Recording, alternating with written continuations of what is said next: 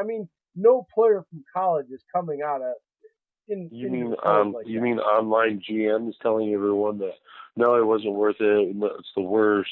No, yeah, I love those online Twitter GMs. Oh my God, I love my Packer Nation, but there's a handful of them that just down everything the Packers do, and you're like, why are you a fan of this team? Like you, I get it. Sometimes the Packers don't make the playoffs, but I still look at it as a positive thing. I tried to find the positive in something. I still see negatives, but some fans I've met you just can't make happy, man. I don't get it. Well, I think it's the kind of the result of society today. Negative energy seems to get more attention faster than Everybody positive wants energy. something. It just like this show is a prime example, Dave. We're not blowing up fast. It's a slow, steady climb. Now, if we started trying to book guests and just get them on here and blasting stuff and burning bridges with every guest we ever have, but yet the stuff is controversial and it'll get clicks, we might blow up fast. But after a couple of months, yeah, we got a bunch of fans, but now we got no guests left to book. You see what I'm saying? Like, there's the right and wrong way of doing everything and looking at it, and you kind of got to stay in the middle. Like,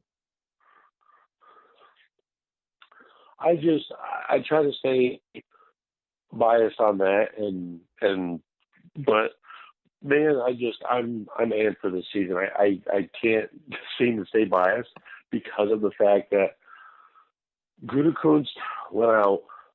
He said he was going to address stuff in free agency. He addressed stuff in free agency above and beyond. He said he's going to go in the draft and check off the boxes we need. He literally has kept his word both off seasons and done what he's needed to do. He's already come out and said, yeah, we're going to give Kenny Clark his fifth-year option. He goes, he deserves it. He goes, it hasn't been, paperwork hasn't been filed yet, but it's going to get done. So, like, it's just, a lot of people expect things now. He even tells it for the fans that aspect. I'm pretty sure Gucci's on social media checking some things out that people don't notice and seeing what they're saying and kind of maybe seeing if maybe somebody sees something else he didn't see. I don't know. I mean, you got to think with everything being available these days at the tip of your fingertips.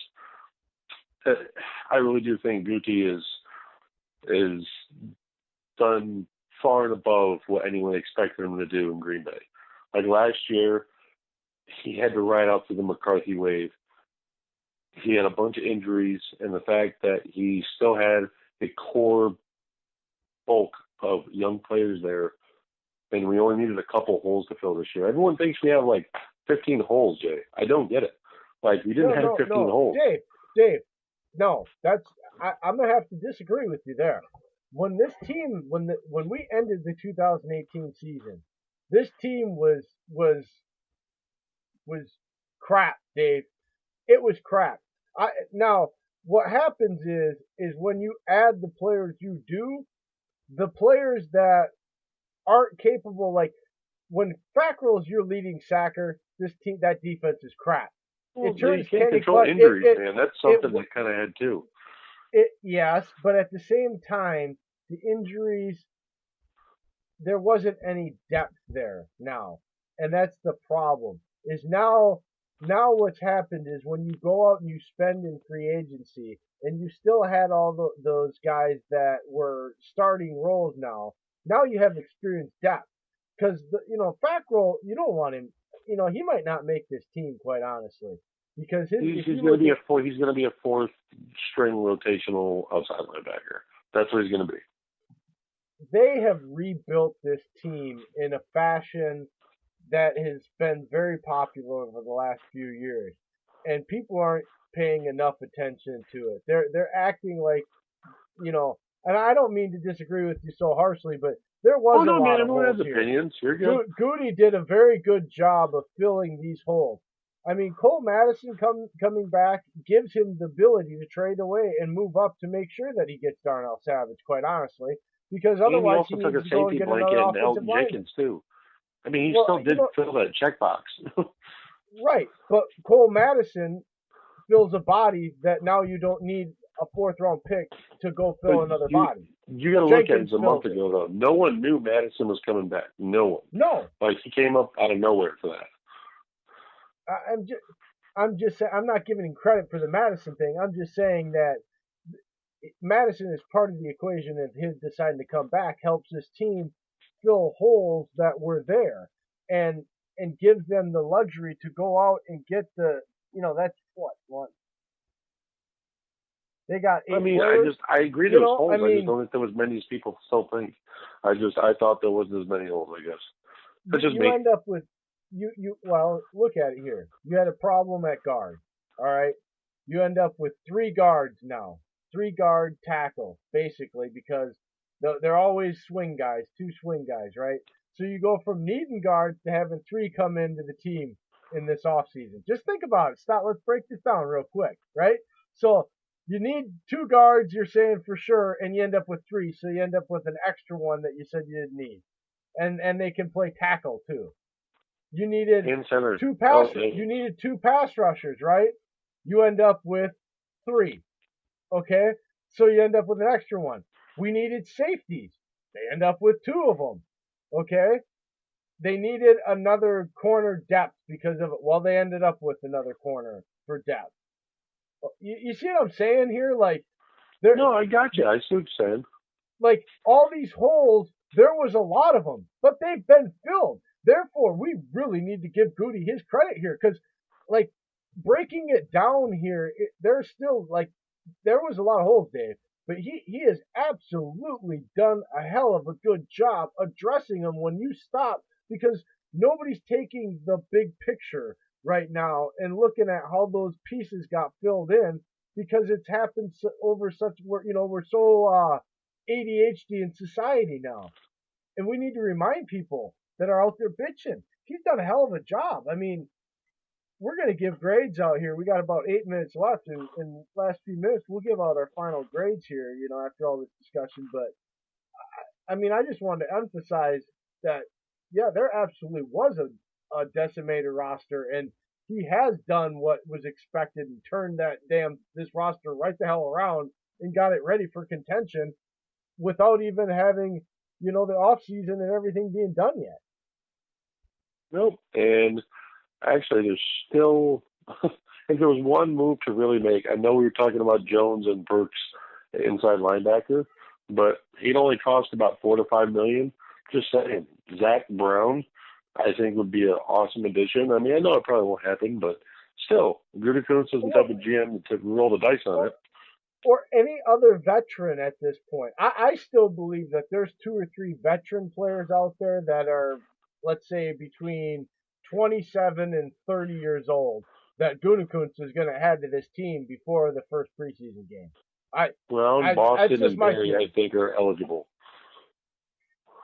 I'm not going to really name names because I'm not sure what position there's going to be, but that's just my gut feeling walking away from this. That he's not done, that there's, whether it could be even trades. I'm not saying what it is. It's just my gut feeling that there's 2 to 3 veterans between the age of 27 and 30 coming to the Green Bay Packers before they hit their first preseason game. All I know is I'm just ready for the season already, I guess, is what I mean. Hey, you know what? You want to know what my final grade is, Jay? You just mentioned final grade. I want to give my final. My final grade is, I'm sorry, yeah, Packer fans are going to go, oh, no, it's just a generic. I'm sorry, this is an A. He checked off every box. Every one of them had physical traits that can come in and contribute right away, like you said. I see value in every pick. I don't see a negative to the point where it's going to hurt us instead of help us, because I've seen draft picks out there by other teams that hurt them instead of help them. So I just think Gutekunst nailed this. This was solid, and especially, like you said, bringing in that the ex-Raven scout to us was huge, and it shows. Hey, across the board. Anything else, Dave? What do you mean anything else? I just gave my final grade.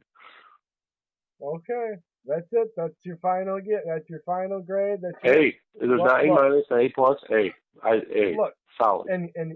And I just went through ranting and raving and all that, and my final grade, Dave, I give him a B. And it's not because there's anything I dislike. It's because there is some things that could go wrong with this draft too. When you're taking the pure upside. And the only reason I'm not going to give it an A is because in 3 years I'll be able to regrade it for sure. But the way I look at it right now is it's a good B, and you can't argue that it's anything less than a B. You can argue for more than a B. I'll give you that. I'm not saying that your A is wrong, because I believe you can argue for damn more than a B. But to say there's less than a B here when we've just explained all the reasons of why this is a hell of a draft class, whether you want to agree with it or not, it's just absolutely ridiculous to me. And it's a B because there might be some raw talent here that you can nitpick that you don't like, including their number 12 pick that you don't like to production, and therefore, yeah, okay, it's hard to give an A for that. But to try to take away anything more than a B, people, is kind of just trying to be hateful. This was a hell of a draft and a hell of an off season altogether, like we explained. And if the Packer fans can't see this without trying to be, and I'm not saying that they're going to be 13-3 and be the number one seed. I'm not going there. I'm saying it's very easy right now with the way they look on paper, with everything that we know, and Aaron Rodgers healthy. There should be no less than 10 wins and at least a wild card. Like it should be playoffs, and that's not a stretch. That's not being homerism. That's not like God, no. That's just the truth. That's just the way I see it. So I'm giving them a good solid B because, and I think anything less is hateful, and I definitely think you can give them more than that, and it would be easily argued to give them a higher grade than that. It's not difficult in my opinion. You can go look at analysts on NFL Network too, and I saw quite a bit of people giving their top 4 teams of the best drafts on multiple analysts and reading articles online. Packers. And Packers are in the top 4 every time, getting A's and A's minuses. Charlie Casserly is a Packer kind of a Packer. He's hard on them. He's an ex-GM. He won Super Bowls. And yeah, but he is hard on the Packers. He's been hard on them all season. Yeah, he's usually pretty negative. And he even came around and said he loved them and loved the Gary pick and loved everything they did. He's big on Sternberger too. That was one of his guys he liked. And yeah, and he was one that was saying that he was, concerned coming out of the first round that they didn't do anything to help Aaron Rodgers. But then after the second and third round, you get a starting guard and a pass catcher that can also help fortify and chip on his way out. I mean, he can do all those little things for a quarterback to slow the pass rush down and then squirt out there the way Jason Witten does in Dallas. Yep. Minute and a half. Final thoughts. Like I said before, I'm impressed with this draft class. Gutekunst has done this his second year in a row and brought talent in. And same thing as last year. He brought in guys that can contribute right away. And there's nothing that I don't like. And the Gary pick, I was against that first. I'm on board now. I'm riding the Gary train. It's not just because he's there. I've watched the high school tape, people. Watch the high school tape. That's what you want to watch. And look, we got a minute left. I think everybody here is pretty understanding about how we both feel. We appreciate you guys tuning in, listening to the show. Oh, of course. I can't believe you guys put up with us. Following and retweeting us. Again, you can follow us. The show is at First and Goal Pod. I am at UPJ. He is Dave. At Steak and Cheese. And you can please follow us on YouTube, SoundCloud, Tumblr, Twitter. Follow the page and on Facebook. It's new. It's got its own page. Go Pack Go. We love you all. Stop the hate, Packer Nation. Be positive. Be ready to roll. We'll be back on Tuesday. We're trying to book some guests. We have some guests for Thursday. Until then, we're signing off. Go Pack Go. Go Pack Go, folks. Have a good night.